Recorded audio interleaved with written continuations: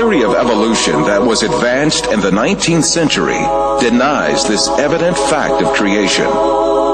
This theory holds that the species on Earth were not created by God, but came into being as a result of processes governed entirely by chance. The founder of this theory was an amateur naturalist named Charles Darwin. Darwin expounded this theory in his book, The Origin of Species, which was published in 1859. Darwin's book was an instant success, but its popularity was due more to the ideological implications of the book rather than its scientific worth. Darwin's ideas provided considerable support for the materialistic philosophy, which denied the existence of God. The founder of dialectical materialism, Karl Marx, dedicated his book Das Kapital to Darwin and wrote on the cover, "To Charles Darwin, from a devoted admirer."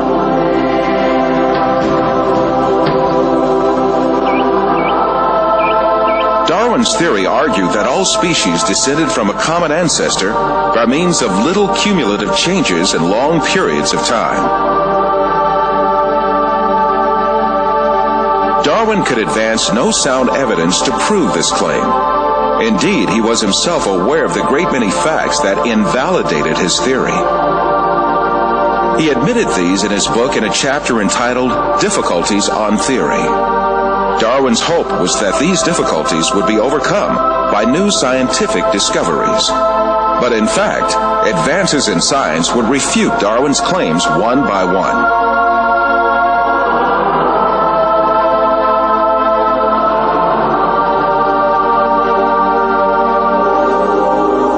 Darwin proposed that all species evolved successively from a common ancestor. But how did that first living thing come into being? Darwin did not address this question at all in his book. He was not even aware that this point was one of the biggest refutations of his theory. The primitive understanding of science in his day assumed that life had a very simple structure. According to a theory called spontaneous generation, which was popular since the medieval age, it was believed that living things could easily arise from non-living matter. It was commonly thought that frogs spontaneously arose from mud and bugs from food leftovers. And some curious experiments were designed to prove these theories. A handful of wheat was left on a rag, and mice were expected to arise from the mixture. The maggots on meat were also taken as evidence that life could generate from non-living matter. But later it was understood that such maggots did not form spontaneously, but that they emerged from microscopic larvae deposited on the meat by flies.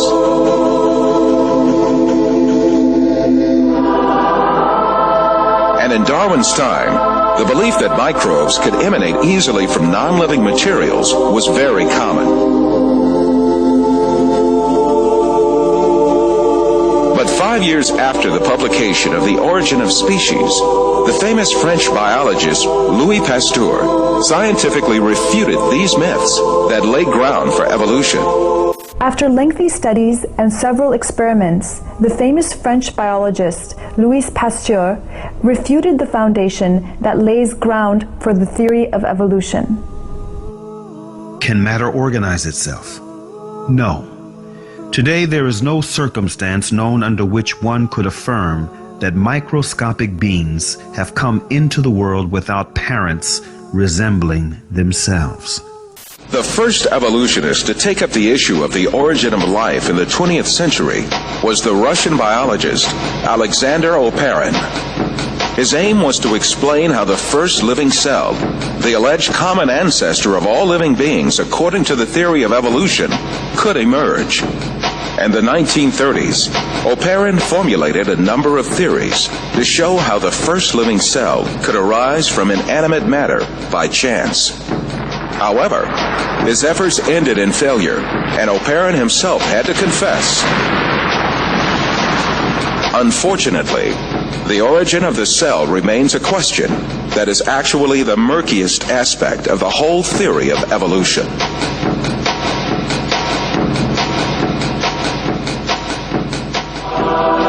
evolutionists that followed Oparin conducted experiments to find an evolutionist explanation to the origin of life.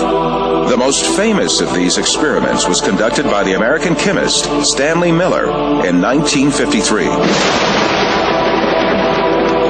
Miller obtained a few simple organic molecules by triggering a reaction among gases that he claimed would have been present in the primitive Earth atmosphere.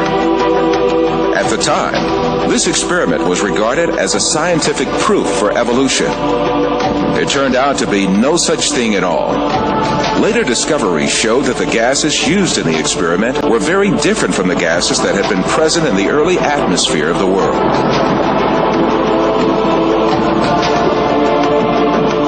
Miller himself eventually admitted to the invalidity of his experiment.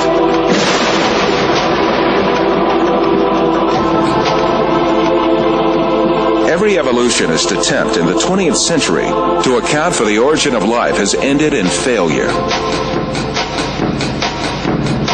Jeffrey Beta, a professor of geochemistry and a leading advocate of the theory of evolution, confesses this fact in the February 1998 issue of Earth. Today, as we leave the 20th century, we still face the biggest problem that we had when we entered the 20th century.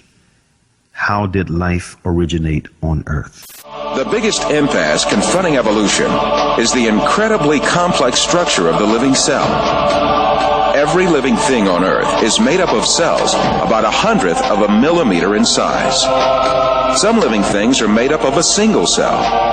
Yet even these single-cell organisms are remarkably complex in their composition.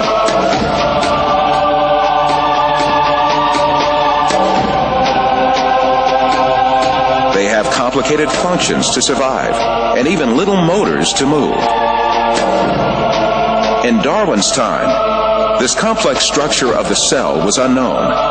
With the primitive microscopes of those days, cells appeared to be little more than featureless stains.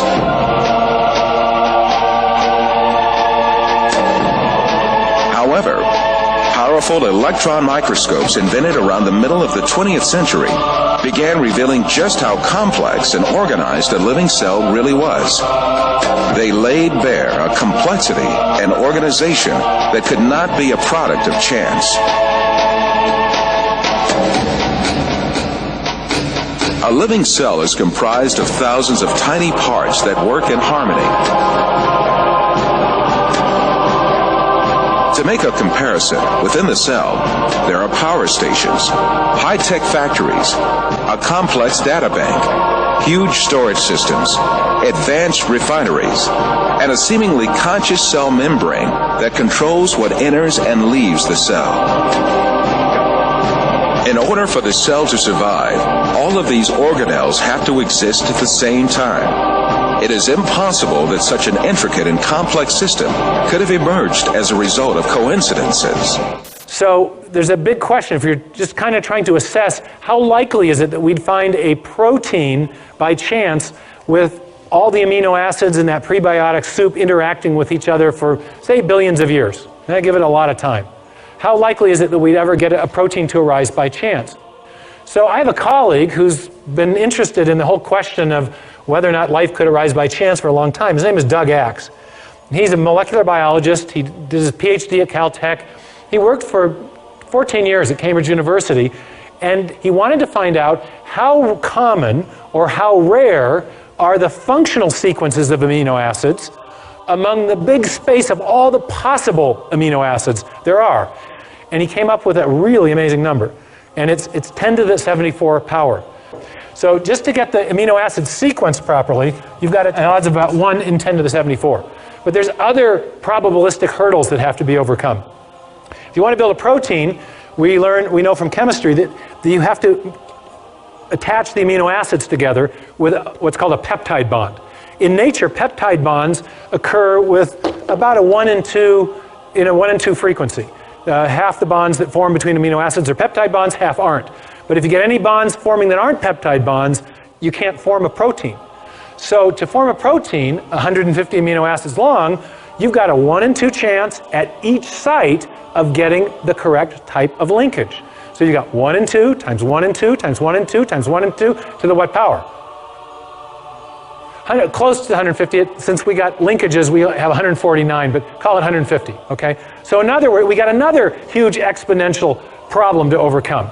So, and it turns out that 1 in 2 to the 150 is the same number as 10 to the 45th, 1 in 10 to the 45.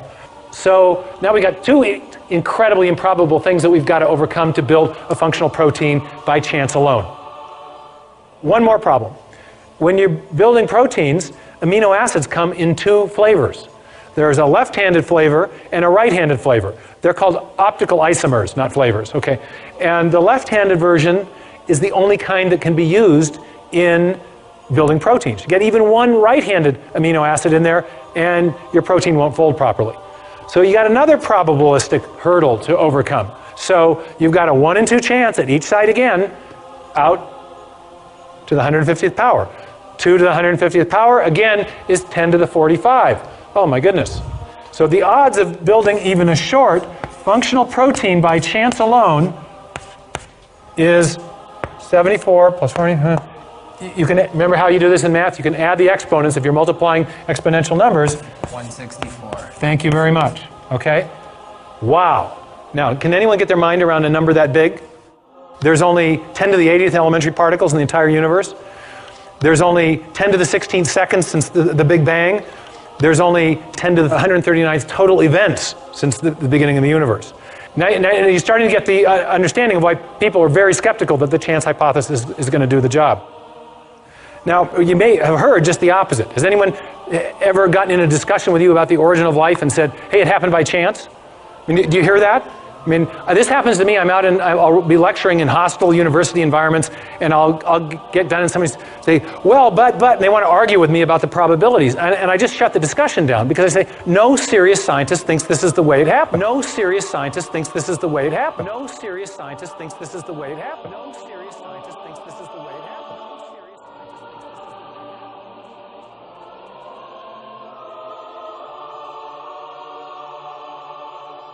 Modern biochemistry has also revealed the unimaginably complex design of the DNA molecule.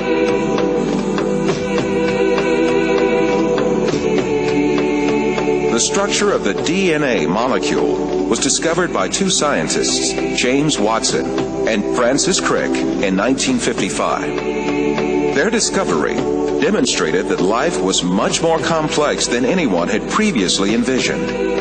Himself a confirmed evolutionist, Francis Crick, who received a Nobel Prize for this discovery, came to confess that a structure like DNA could never have emerged by chance. Professor Anthony Flew of England and Reading University is the world's foremost academic atheist over the last 50 years and the author of more than 30 books.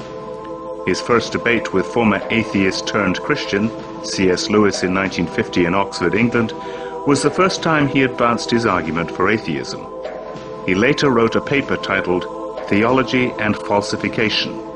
The paper became the most widely reprinted philosophical publication of the last half-century and a key foundation for atheists and agnostics who advanced materialist evolutionism.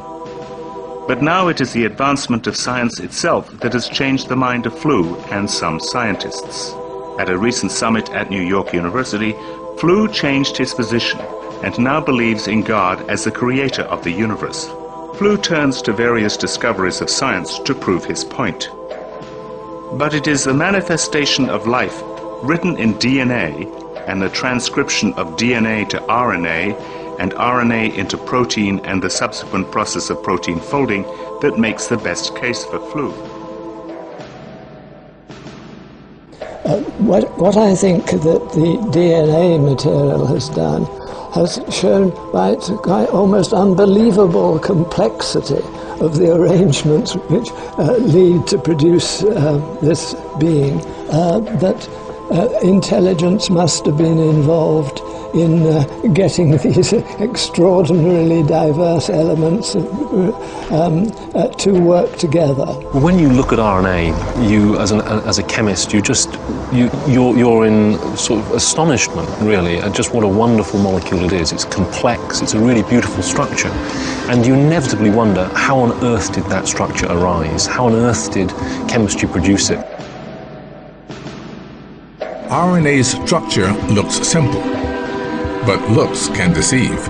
Each building block is actually made of two parts, a sugar molecule and a nuclear base. Chemists found they could make the nuclear bases, and so when they then realized they could actually make the sugars, they just thought, we must be able to join them together. And so they tried for many years, but the problem was, chemically, you just can't join them together.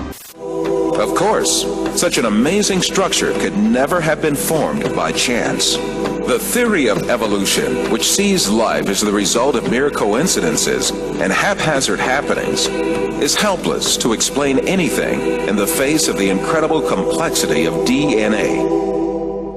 Some evolutionists say that our DNA is about 98% similar to that of apes, and that this difference is only a few spelling mistakes. Others say a more accurate figure is no more than 95%. But considering that humans have 3 billion letters worth of DNA information in each cell, even a 2% difference is actually 60 million spelling errors. Of course, this is not error, but 20 500-page books worth of new information. A common designer is a much better explanation for the similarities in human and ape DNA. As an architect uses the same building materials for different buildings, we shouldn't be surprised if God used similar design features in many different creatures. After all, we do share about 50% of our DNA with bananas, but that doesn't mean we're half banana. Every detail of a living being's physical and physiological makeup is coded in this double helix. All the information about our bodies, from the color of our eyes to the structure of our internal organs and the shape and function of our cells, are programmed in sections called genes in the DNA.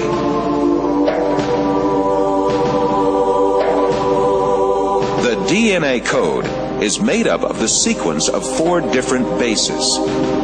If we think of each one of these bases as a letter, DNA can be likened to a databank made up of an alphabet of 4 letters. All the information about a living thing is stored in this databank. If you found an ancient clay tablet with strange characters washed up on the shore, you couldn't read it, unless someone had cracked the code. But you'd still know the letters represented a language, even if you didn't know anything else about the author or his civilization. Language is recognizable, even if you can't read it. Take Morse code. It has 3 basic parts: dots, dashes, and spaces. These 3 simple parts are combined to represent letters. There are 26 letters in the English language, which are combined to form over 400,000 words. Those words can, of course, be combined into an infinite number of sequences or sentences. There is evidence that DNA represents a language. 4 basic units, called nucleotides, combine into a code for 20 amino acids.